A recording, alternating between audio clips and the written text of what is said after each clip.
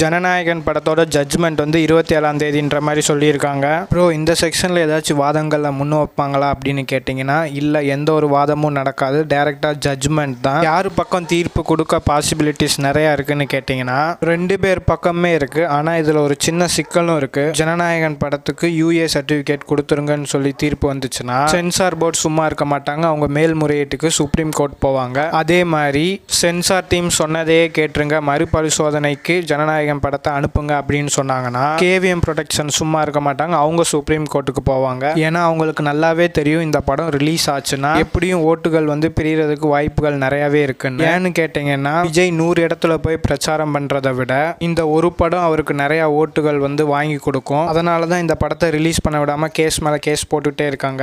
உங்களுக்கு இந்த கேஸை பத்தி என்ன தோணுதுன்றத கமெண்ட் பாக்ஸ்ல கமெண்ட் பண்ணுங்க. இதே மாதிரி இன்ட்ரெஸ்டிங்கான வீடியோஸ்க்கு நம்ம சேனலுக்கு நீங்க புதுசா இருந்தால் சப்ஸ்கிரைப் பண்ணி சப்போர்ட் பண்ணுங்க.